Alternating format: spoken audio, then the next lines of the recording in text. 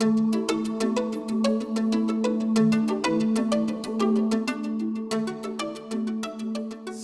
when I was a bit younger, I probably don't know how old I look right now, I was lucky enough to have one of those awesome mentors that gave me this saying.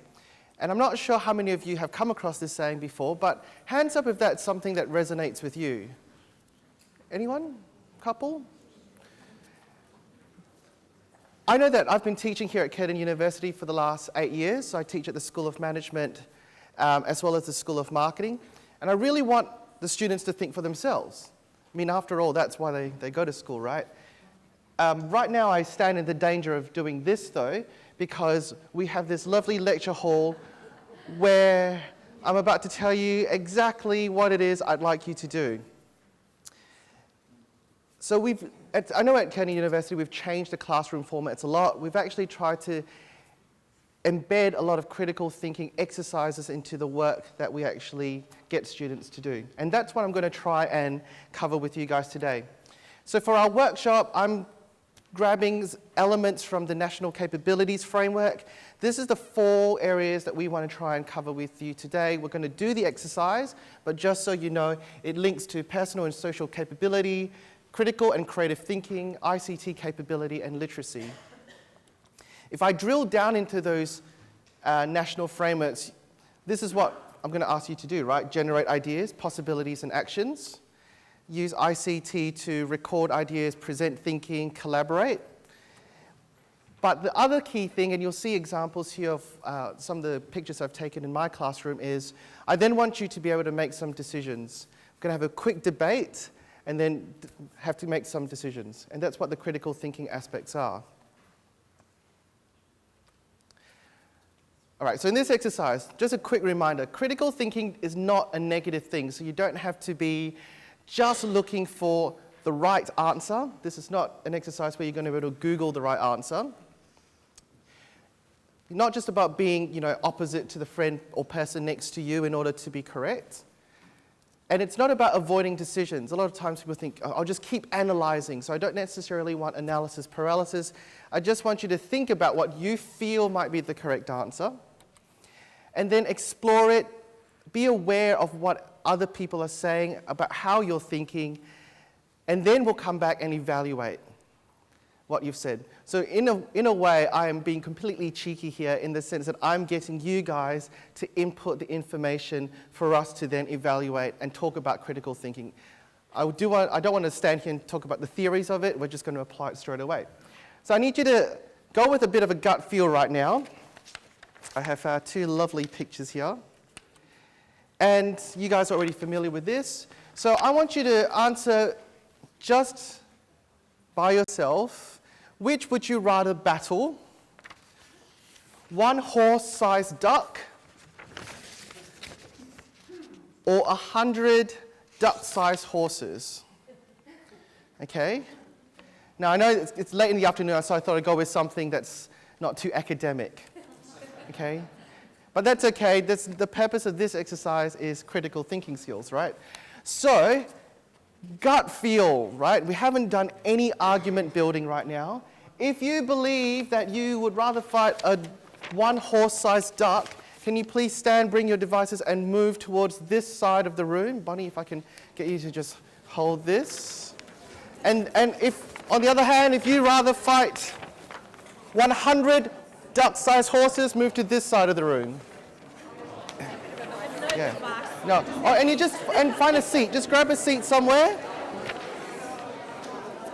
So once you've moved to your side of the room, grab a seat kind of with people and form, I guess, a group of 4 or 5. Okay, but just try and we can do this standing up, that's okay. Form a group of 4 or 5 people that you kind of like and would want to work with. Are you guys happy to stand? Yeah. Doing this exercise? Okay. Do we need the computers? Yeah. Otherwise, grab a seat. If you prefer to grab a seat in a small group, feel free to do that. Okay, so we've got a kind of a gut feel. Have a look around, see where people currently are placed in the moment. We've got some like right down the middle there. Oh, you're over that side? Okay. So now,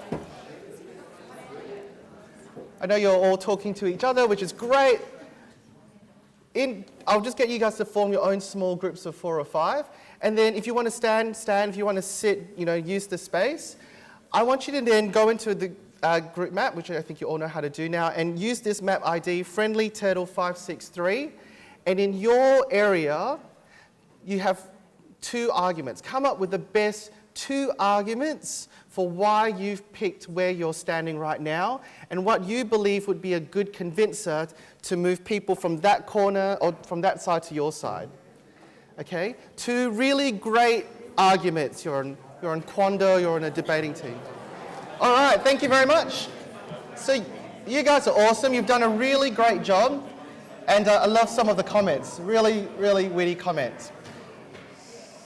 So, now that we've done that exercise, this is the interesting thing, right? We've put down some humorous stuff that's great, gets the creative juices flowing. We've put down some arguments. As you guys have been talking, I've been going through and trying to group some of them. There were a lot of arguments about sustained an attack, with 1 enemy versus 99. I saw a funny one that says, I've got 99 problems and a duck ain't one of them. So the idea here is, if I had a bit more time, I'd continue grouping. But what I want to do now is challenge you guys to look at this idea of logical fallacies. So who's heard of that term before? Anyone heard of logical fallacies before? No? Okay, that's fine. Let me just... So now you're going to go through that list and have a look and see if you can identify any flaws in logical thinking. Now, there are hundreds, so I've kind of stuck with 5 that I think commonly appear in students' work when you kind of mark them or when they present arguments in class over a case study or a situation. So this is how you can do it. You can do this by yourself if you like. If you go to the map, you can click on one and just go through each one like this, And you're going thumbs up or thumbs down. Thumbs up means it's a great argument, there's no logical flaws in there. Thumbs down means, yep. Okay, so here are some examples. It's anecdotal. If there's the word I in there, I have a fear of ducks. I reckon I could take a duck, but I can't ride a horse. If someone is using anecdotal defenses in their appeal to your judgment, that's called a logical fallacy. So just flaws in logical argument. You might see things in there called appeal to probability. Most people believe that ducks are cute and friendly, so therefore they must be. We all used to mainly believe the world was flat, so therefore it must have been. So the logical application or the foundational bias exists, and therefore a logical fallacy. You might look at some of the sentences in there and some of the ideas and you go, okay, there's some propositional flaws. So these are the operators, the ands and the ors. All apples are fruits, bananas are fruits, therefore bananas are apples. Okay, obviously doesn't make sense. Those are what they're called informal fallacies in logical thinking or critical thinking, and there's a whole bunch more. If you want to go and check out a site called whatisyourlogicalfallacy.com, you can maybe find your own. And then there are some informal ones. So the idea of incomplete comparison. People have put in an idea. We did it really fast. That was a super fast brainstorming session. And so there was insufficient information provided, so the assertion cannot be refuted. Marketers use this a lot. Our product is better. Thanks. That's really helpful. But you can't refute it. Better than what? There's incomplete information there. And the last one is this idea of a slippery slope, saying that something will inevitably happen following another without rational argument. If we allow women to vote, the next thing we know, we'll allow gays to marry, and then we'll be marrying our dogs, and then we'll have relationship with lamps. That's the idea. Okay, slippery slope arguments might exist in there. So just as you can talk to the person next to you, but go through those arguments and give it a thumbs up and thumbs down. If you're familiar with other rational thinking theories, use your own judgment call. But just quickly go through that and let's see what surfaces. I know that we're running a bit behind schedule, so I'm going to speed things up if that's okay. So as you can see here, I've basically just sized and sorted your arguments based on your thumbs up and thumbs down. Have a read of the group response, right? So this is what I'd probably do. You know, let's look at the duck one first. What do you guys think? If I have a read of that first, and what do you think of the results of the arguments that have been put forward by people to date? Do we agree with the top thumbs up one?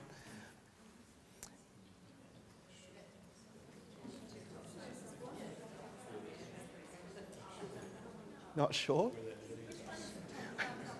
That's an interesting point. So someone has said, that's great, but I'm not sure where that leaves us. Yeah, that's fine.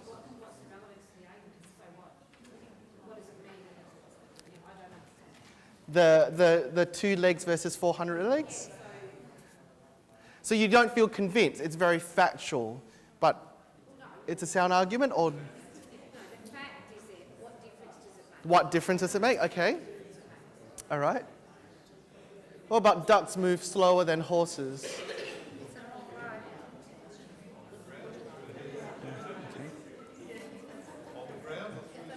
On the ground or through the air? Right. Okay. So we can see that what I've done here is really quickly said, right, you've gone by gut, and most people make decisions by gut initially.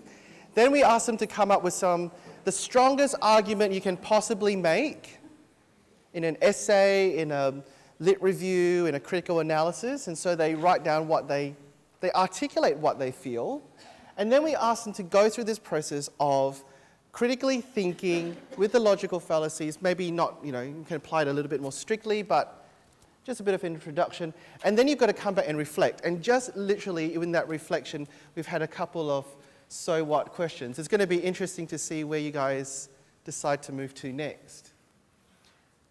Are there actually any strong arguments in there? I know I haven't scrolled down the whole list, but is there any one that someone feels particularly strong about as this would be what would sway me to fight any particular creature? I've gone sort of number 4, or which one easier to slaughter, but I'd probably put the word quicker. It's usually quicker to slaughter 1 than 100. Quicker to slaughter 1 than 100. What's your basis for quicker? The amount of time it's going to take to chop the head off, whereas I'm going to spend my time chasing 100. Easy to do, potentially. It's like squashing cockroaches, Okay. but it may take longer. It might be longer. Does anybody want to challenge that? Do we believe it's actually quicker to kill one it's one horse-sized duck? How are we going to get it? Yeah. A helicopter with a gun. So if it was a helicopter with, right? So you've added context.